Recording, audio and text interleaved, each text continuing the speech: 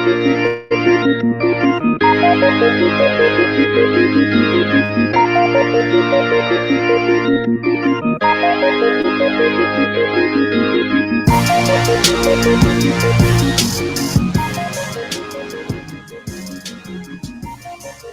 morning, everybody.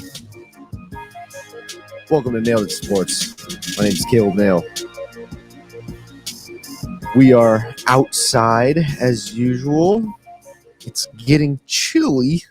It's getting a little chilly, and it's still very dark because the sun comes up later now and goes down early. I hate this time of the year. I like it in some ways, but the sun not being up very much is a reason I don't like it. But what's fun is I walked out here and the owl is still screeching.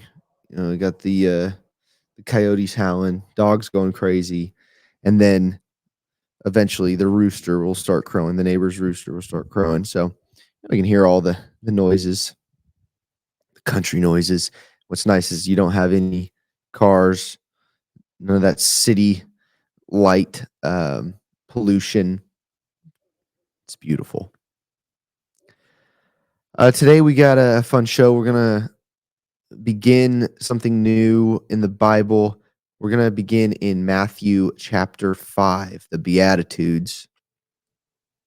We're going to go through Jesus' teaching, his Sermon on the Mount. I think that's going to be very challenging for all of us. And then, of course, we're going to be talking sports. So this is Nailed It Sports. My name is Caleb Nail. Glad to have you guys here. Where we talk about Jesus and then some sports headlines.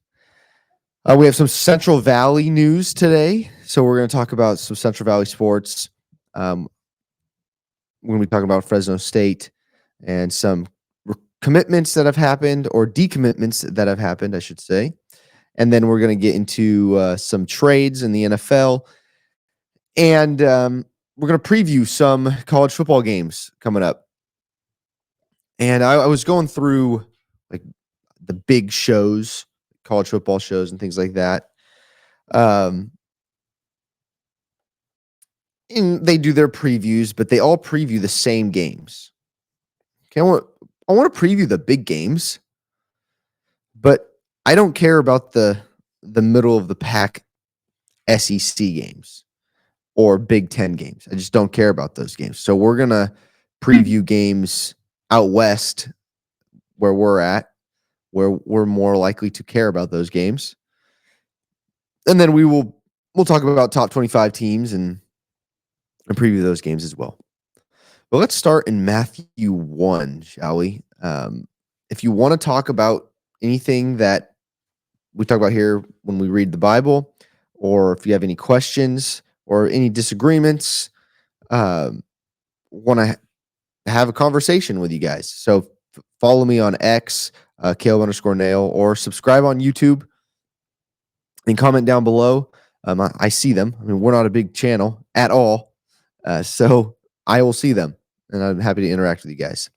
So in Matthew chapter 5, if you turn with me there, verse 1, it says, Jesus saw the crowds. He went up on a mountainside, and he sat down. His disciples came to him, and he began to teach them.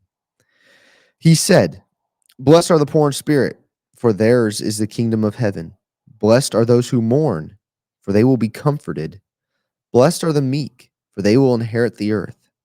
Blessed are those who hunger and thirst for righteousness, for they will be filled.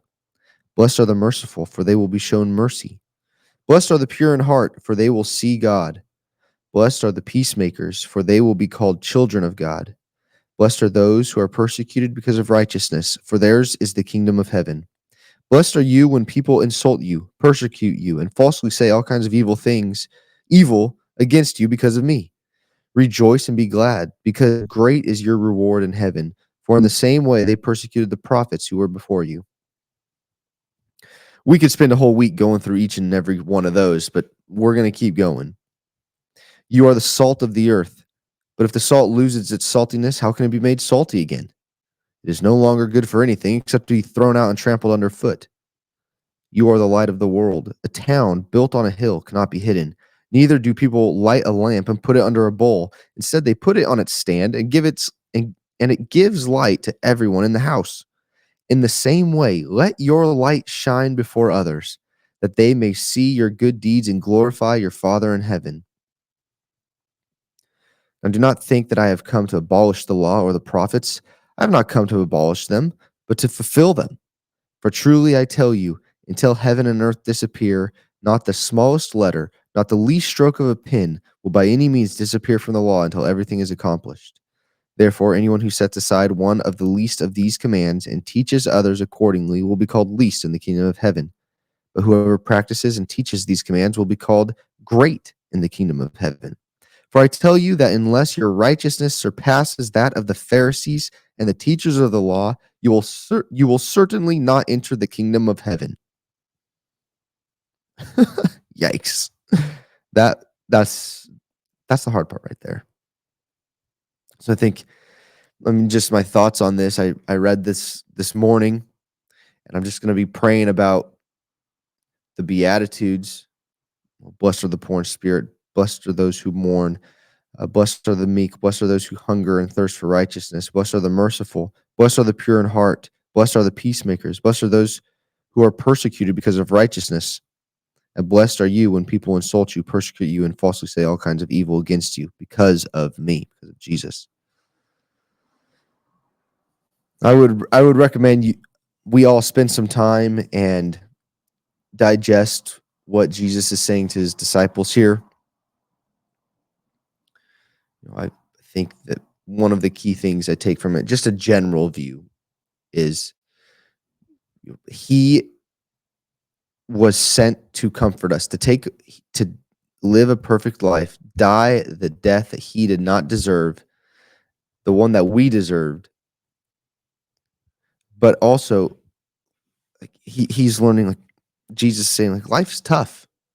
I'm here to comfort you. I am here living the life that you guys live. Like, I'm experiencing all these things, this temptations, all this stuff. And blessed are you who go through these certain things and act a certain way towards all these people that I love, because like, if you are merciful, you will be shown mercy. You will be filled with righteousness. Righteousness. The meek will inherit the earth. I mean, you're going to be comforted. The kingdom of heaven is yours. I mean, I think it's awesome. Blessed are the peacemakers, for they will be called children of God. I want to be called a child of God. I think it's so cool. And then he goes on to say that all of you that follow me, I'm here to comfort you. You are going to inherit the kingdom. You are also the salt of the earth and light of the world. And I love verse 16. Let your light shine before others, that they may see your good deeds and glorify your Father in heaven.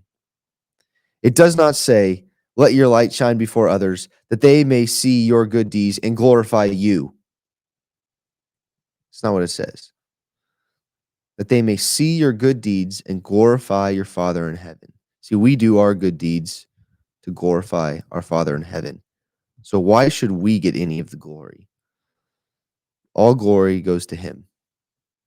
And then, and I noticed this even in my Bible, and I'm sure you guys noticed this too, verse 17 through 20 talks about the fulfillment of the law. And this gets skipped over a lot, right? Because I think people want things to, well, I'll keep going. I'll stay on track here. But my Bible completely skips any notes on this. And I think it can be very confusing. Do not think that I have come to abolish the law or the prophets. I have not come to abolish them, but to fulfill them. Until heaven and earth disappear, not the smallest letter, not the least stroke of a pen will by any means disappear from the law until everything is accomplished. Therefore, anyone who sets aside one of the least of these commands and teaches others accordingly will be called least in the kingdom of heaven. Whoever practices and teaches these commands will be called great in the kingdom of heaven. For I tell you that unless your righteousness surpasses that of the Pharisees and the teachers of the law, you will certainly not enter the kingdom of heaven. Pharisees and teachers were some pretty smart people.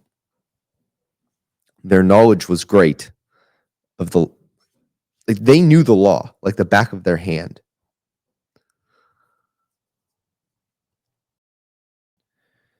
So I'm curious though, and for anybody out there, for any of you listeners, when like I have some questions. When Jesus says, "Whoever practices and teaches these commands will be called great," is he talking about the old law or these commands that he's about to give in the Sermon on the Mount? Either way, he is kind of talking about the law, the old law, but he's making it even harder on the mountain here. So either way, it's really tough. And we're going to get into all that stuff. I mean, he talks about murder, adultery, divorce, oaths, an eye for an eye, loving your enemies. And he continues. And it's challenging stuff. And it's so good. So we're going to talk more about that later in the week. I just want to set our hearts and mind in the right direction. And I want to focus on verse 16, that when it says to let our light shine before others so that our Father in heaven can get the glory. That's what I want us to focus on. So I pray that for us and you guys, for myself and you today, as you go into your work day, or you're driving home. All right, let's talk some sports, shall we? So the big news around Central Valley: Marshall Sanders, Clovis West football player, decommits from Fresno State. He's a big get for Fresno State. I'm not exactly sure what he was going to play. I think wide receiver, but he has decommitted, and I'm gonna pull it up. And I commented on it. After much thought and consideration, I've decided to decommit from Fresno State. And he says, I'm grateful for the opportunity and support that the coaching staff had and community have provided me. Deep respect for the program. People involved in the decision was not made lightly. And I agree. Any high school kid making that decision, local kid. I just want to quick thank you to Marshall for, he was committed here to stay at home. And now we don't know the inner workings, what was going on with Marshall and his family and what exactly was happening. But here's what I do know. Okay, and this is nothing against Marshall, because I support Marshall 100% in his choice and where he wants to go. Well, I'm going to support him no matter what, wherever he goes. We're cheering for Central Valley. I mean, look at these guys like Xavier Worthy, Torrey Horton at Colorado State, which is a bummer that he's out for the rest of the year. But I'm supporting these guys. They're Central Valley family. So, but here's what I will say, and I don't blame Marshall, it's because there's some struggle going on at Fresno State. There is an offensive struggle going on. And if I'm an offensive player, I'm paying attention to this. And with there not being a head coach that is actually the head coach, we have interim Tim Skipper right now, and he's not the official head coach. And then with the struggles, I understand any and every commit. If they're feeling like, you know what, I'm going to go. Like, I had other offers to big Division I schools. I think I might throw my name in the hat again. I got no problem with that. It makes total sense. I would do the same thing.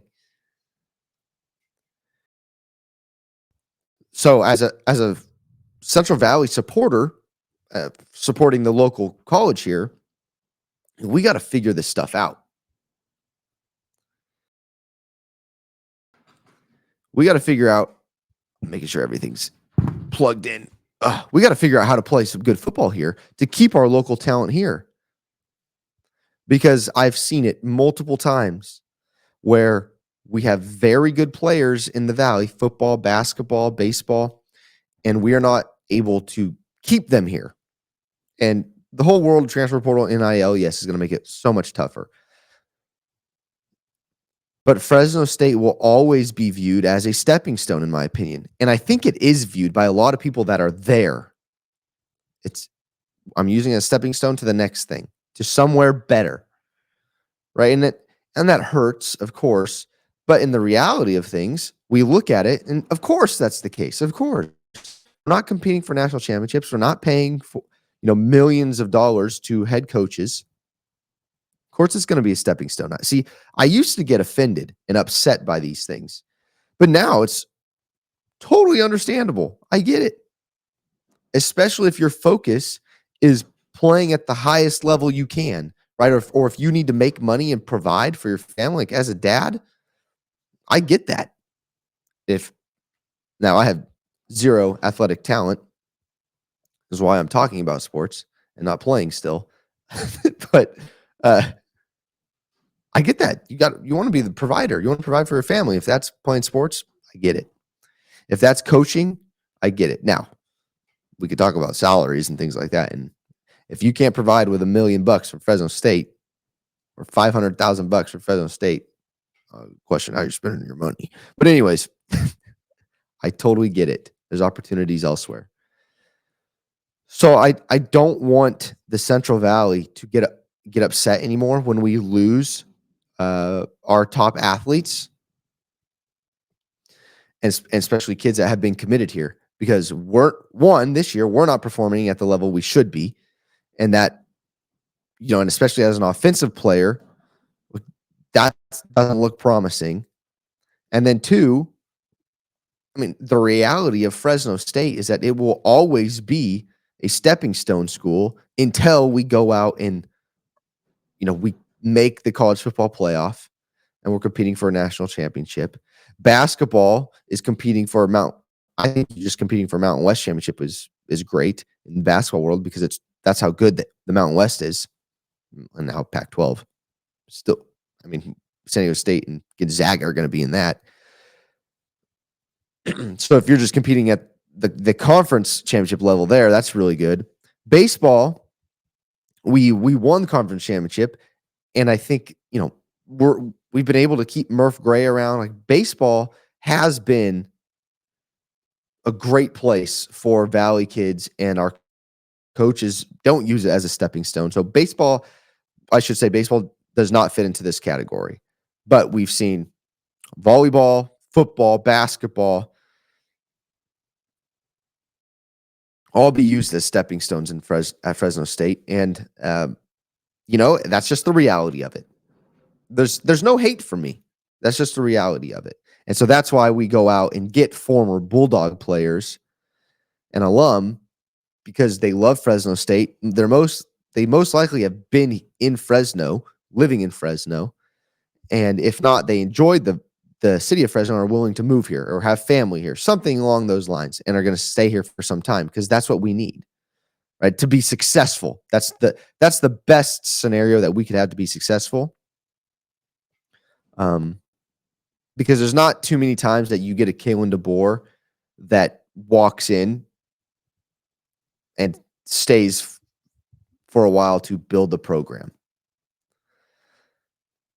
So I want to tell Marshall, good luck, my friend. Go kick butt, man. And we're happy for you. And, go represent the Central Valley, because that's what we want. That's all we want. I want the best for all these kids. I know we all do. So I'm excited for Marshall, and Marshall, don't let the haters, don't listen to any of them. All right. As of yesterday, I was thinking about this, and I wanted to share this with you guys, is that I've been on the fence trying to decide what's best for college football. Okay, like all like all of us, constantly trying to decide what's best for college football because they can't seem to figure it out. Okay, but then I started thinking, what's best for schools like Fresno State? What's best for schools like Boise, Army, Navy? They're undefeated. Liberty's undefeated. JMU's got one loss. Memphis. What's best for all these schools? UNLV. And I have finally have put my foot down, and I'm going to say that it is time for a quote unquote G5 playoff. And before you go all crazy and berserk on me, is we have to understand just the truth behind the college football 12-team playoff and the truth behind the NCAA and the truth behind these mega conferences. Okay, so let's start with the NCAA. NCAA can't do much anymore. Right? Their big money maker is March Madness. I think they want the same thing that the college football playoff and the conferences want. Okay, so I'm going to lump them all together in this one thing, and that is they want the big teams, the big viewership, the teams that bring in the most viewership to be playing in January. That's what they want. Makes sense from a business standpoint. But from a athletic standpoint, as you know, we talk about fairness and things like that. What's fair is you cannot have only one spot open for the so-called G5. And as fans, we have to understand, because I hear this out there, like, well, no, we get one spot. We want to compete for a national championship. Well, and this is why I finally committed to this, is that even if you go undefeated, you are not guaranteed to get in. You could do everything you possibly can, and you still will not get an opportunity for a national championship. And so if the NCAA, college football playoff, and the Big Ten SEC are not going to give us an opportunity to compete for a national championship, or they're going to give us one, right? They're giving one conference champion, the best conference champion on the G5, one a shot. Forget it. We'll go do our own thing. Would you rather be the 12 seed and play the 5 seed and the team that just lost the Big Ten or SEC championship game? You got to play that. Like you're going to play Ohio State if they lose to Oregon, or Oregon if they lose to Ohio State, and then you're going to play a Georgia, Bama, or Texas team that loses the SEC champ, or Texas A&M maybe that loses the SEC championship game. Why? Why would we sign up for that? Some teams, the Boise States of the past, and some other teams like maybe UNLV this year, Boise. If Army and Navy are really that legit, they beat them. Maybe they beat them, right? Then it makes for a great storyline, and the whole world's watching. But a majority of the time, they are going to lose in the first round. They're not going to get a home game. These games are being played on campus, so they're not going to get the home game. So why would we sign up for that? It doesn't make sense. And then two, I got to go back to my original saying. I think this is the most important thing, is that this year, just this year alone, we may have a one-loss Mountain West champ that's probably going to be Boise, and their one loss is to Oregon. Okay, my guess is they put Boise in.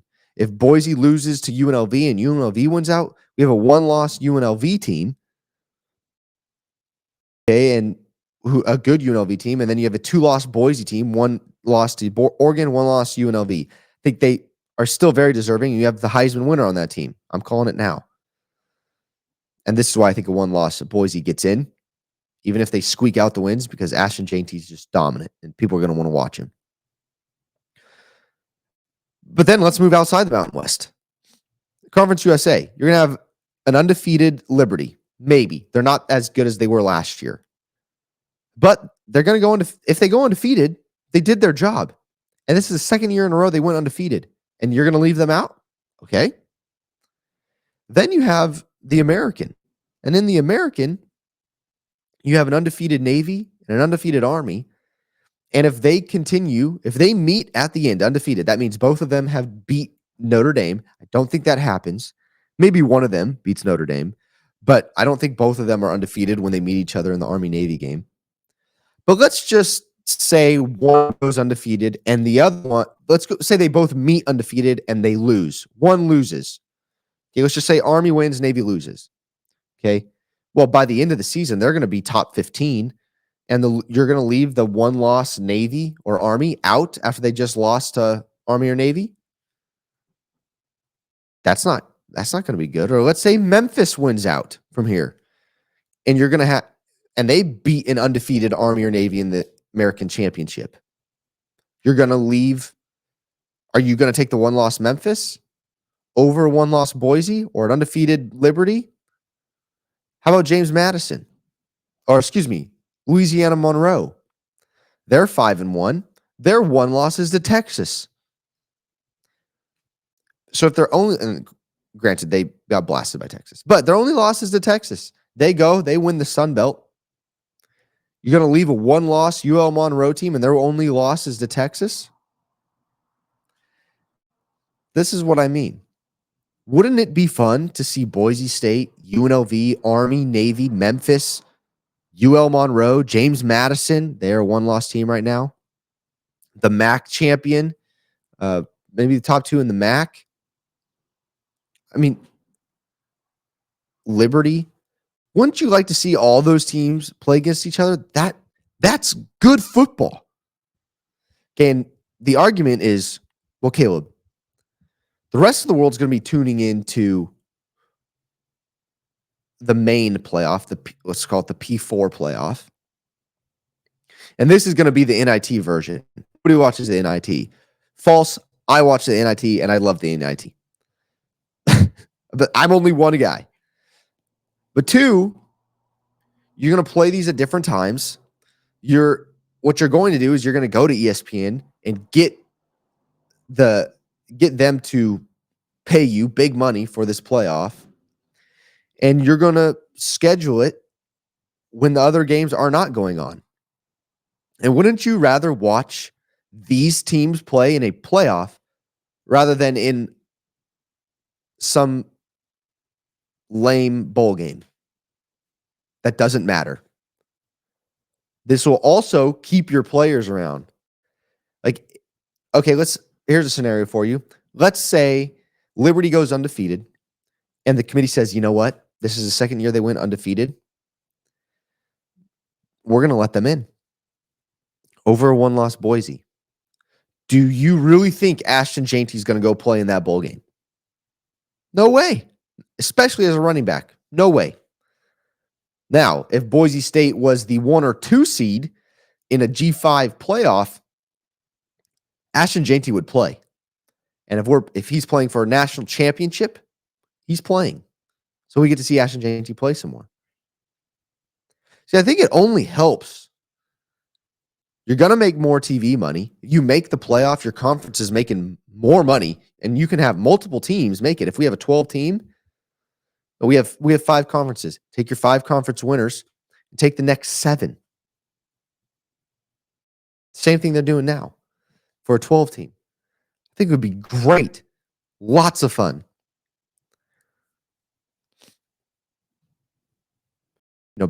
I've also heard nobody watches the FCS.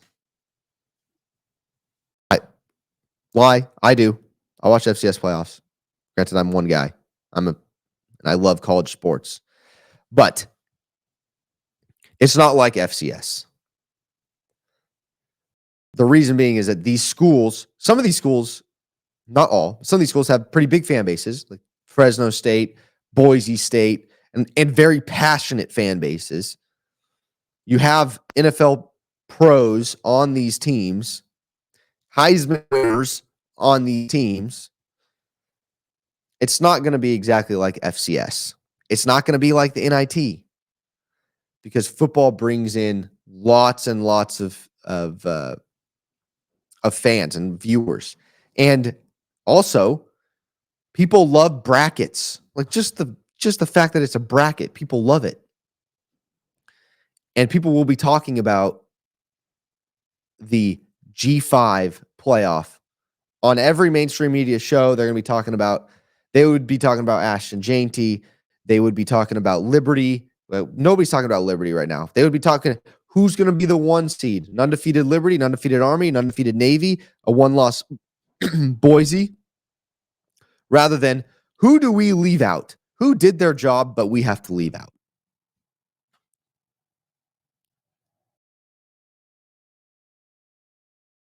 I know everybody wants to compete for a national championship and beat the big guys. But can you do that against at Ohio State, then go play the 4 seed Miami, say, beat Miami, then go to the semifinal and play whoever the 2 seed is, who's the 2 seed right now, Oregon, and then Texas. Come on. I mean, let's be realistic. I would love to believe that Fresno State or my team or Boise or Army or somebody could do that, but it's just not realistic. I mean, it would be way more fun to have home games all the way up until the championship in a G5 playoff. That's how it should be. So Boise gets the 1 seed, gets home field advantage up until the playoff game, and we have that hosted somewhere, at Allegiant or something like that, or SoFi, or I don't know, wherever. I think that would be great. So that's my take on the college football playoff. There's still a long way to go before I'm happy with it. I may never be happy with it. I most likely will never be happy with it because these schools want to get to P5. They don't want to be left out because they want the money, because everybody's so greedy. They want this money and I'm really frustrated with this Pac-12 thing going on because it may not be the best thing in the end. So this hood is bothering me. I gotta take this off. All right. It's chilly though. So anyways, let's move on to NFL because we got some trades and some news with the Raiders. Davante Adams to the Jets. I think it was only a matter of time. Now, a lot of reports were out saying, Davante, like, we're not going to trade Davante. It's fine. And I heard something yesterday along the lines of Davante was just waiting to see Aiden O'Connell start. And the second he saw Aiden O'Connell start, he said, okay, yep. Hey, Antonio Pierce, I'm sorry, bud. I'm out. I got to go. He should have left. Davante's such a nice guy. He should have left right when they got rid of Derek and what the Raiders did to Derek.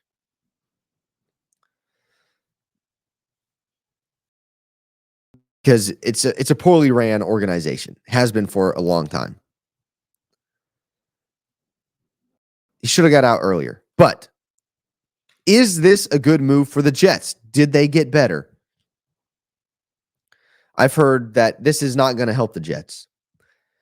And I'm hesitant to say that because I do think this helps the Jets out quite a bit.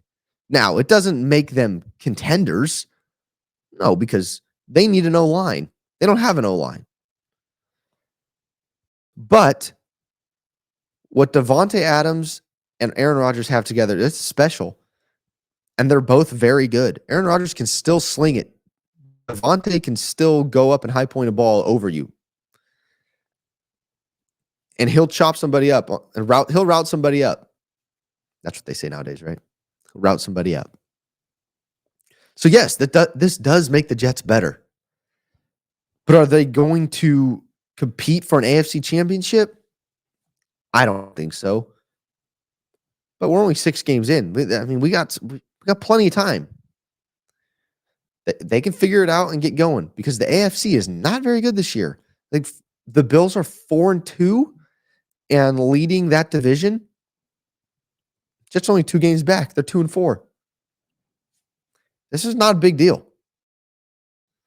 I mean, it's not a big hill to climb. So if they can figure it out, they're going to be okay. Now, the Bills, they saw this and they traded for Amari Cooper. Amari Cooper from the Browns. See, another player, it's like, man, I need a new quarterback. This helps out the Bills big time. This makes the Bills a lot better.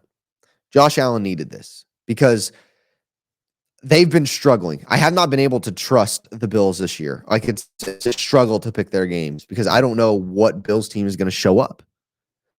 And against the Jets, Josh Allen had to do everything, put the team on his back. Now he doesn't have to do that now. Amari Cooper is not the same Amari Cooper that he was on the Raiders back in the day where he dropped a lot of balls. This Amari Cooper is pretty good, and he's going to help out the Bills tremendously. So there's another threat that the Bills have. So I think with Josh Allen, he's a big threat. Now he has Amari Cooper there. That move is going to make them better. So that's why, the Jets are not far behind right now, but with the improvement of the Bills grabbing Amari Cooper, do they stand a chance? Maybe. The AFC in general, in my opinion, is not that great outside of the top 3. But we'll see. That's what happens. Last thing in the NFL, Tom Brady has been approved as part owner of the Raiders. I think this is huge for the Raiders because the Raiders have not been able to put a good draft together, I think, ever. Now, I think they've gotten pieces, but I don't know what the owner's doing or what, but they just throw it away. I mean, they were able to get Derek Carr, Khalil Mack, Devontae Adams. Well, they didn't draft Devontae. Okay, I take that back.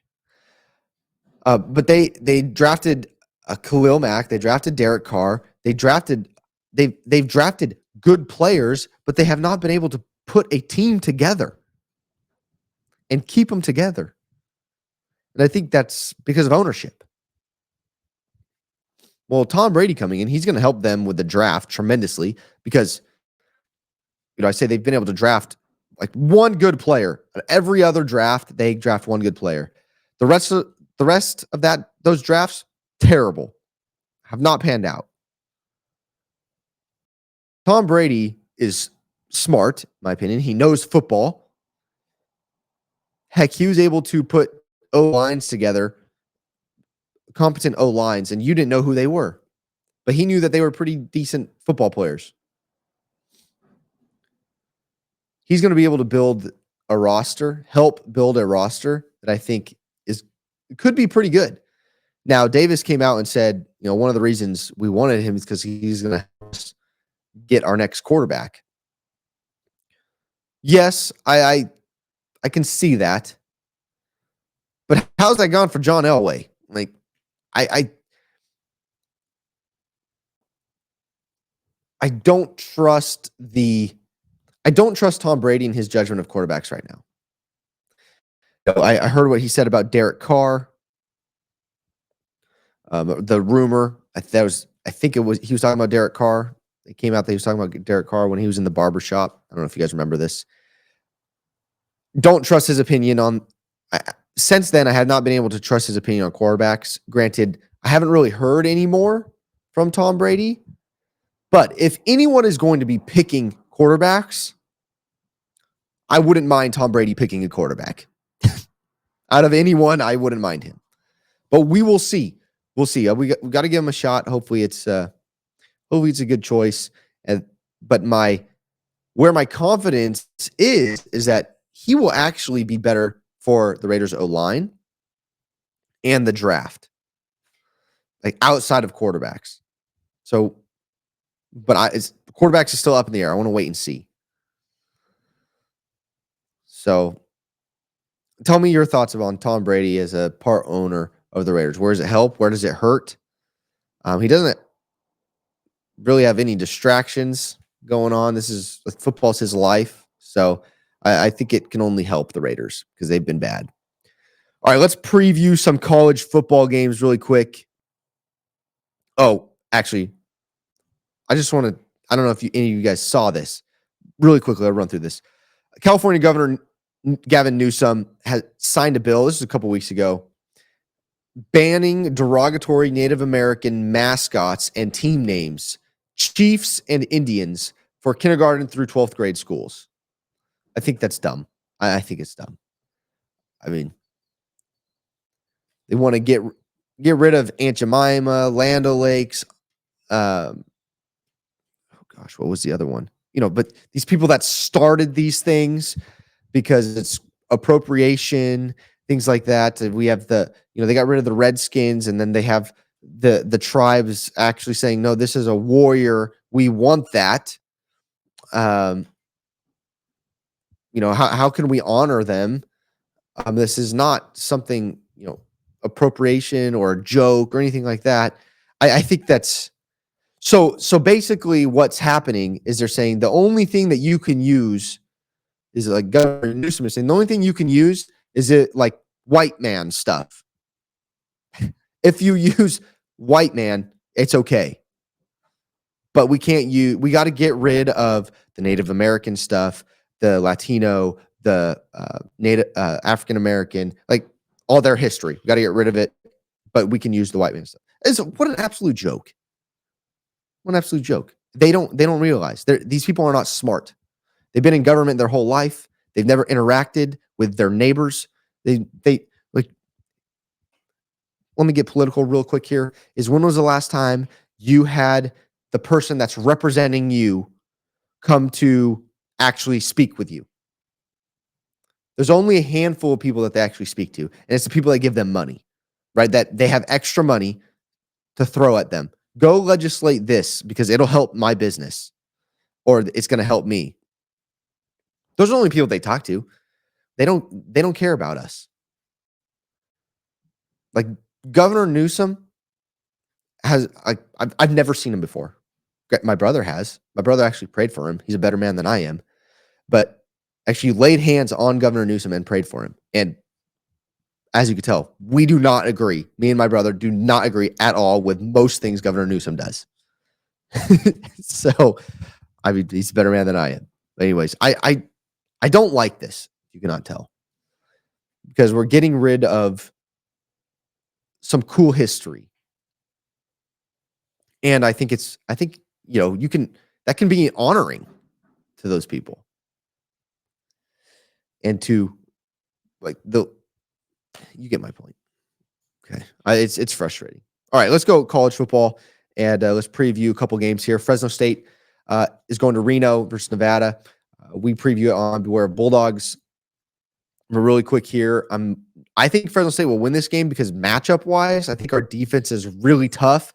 We match up well against the Nevada offense. However, what I saw Nevada do against Oregon State, that has me worried. And if Fresno State offense continues to struggle, it's going to be bad, really bad. Not only for the end result of that game, but it's going to be bad in Fresno, and the fan base is not going to be happy. And I can tell you, the Fresno State likes a lot of the people at Fresno State within Fresno State they've got to make sure that it's only sunshine and daisies when it comes to Fresno State. Nothing bad. It's all going to be okay. And so we get some pushback as a podcast on Beware Bulldogs when we're critical, when we say that, look, things have to change offensively if we're to win games. And then we get pushback. It's crazy. But that's what has to happen.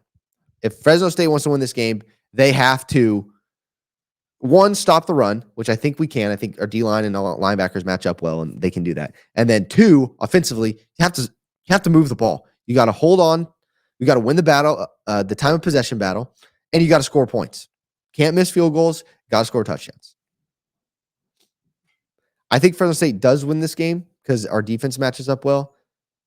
But I originally picked this game to be like 31-18 Fresno State. I think I'm going to go even lower. I think I'm going to lower this to like a 24-17 win for Fresno State. So, should be a fun game. That's a Friday night game, and we know the Friday night games have been crazy. I think this is one of the games that is going to be crazy. Cal, NC State. So Cal travels to North Carolina. I'm praying for all the people in North Carolina. Cal, like we said last week or Monday, Cal has lost its last 3 games by a combined score of 8 points. They lost to Florida State, bad loss. Florida State's only win. But Cal was winning that game. They should have won that game. Then they blow a huge lead against Miami. Refs totally screwed them over. But they end up losing to Miami. Then they miss a field goal against, who was it? I don't remember. It was the last game they played. But they should have won that game. And they lose the last 3 games by a combined score of 8 points. NC State is not a good team. They were way overhyped preseason. I think Cal bounces back after those 3 losses. I think Cal is a good team. Way underrated. Oh, my 2-year-old's up. So I got to finish this up. Cal beats NC State. Colorado versus Arizona should be a lot of fun. I think Colorado wins that game. Hi, bud. And then USC Maryland. USC smokes Maryland. All right, guys. I'm going to go love on my son. Hi, bud. Good morning. All right, guys. Hey, peace. Hey, be the light of the earth. Light of the world, salt of the earth. Hey, bud, I'm getting off. See you guys.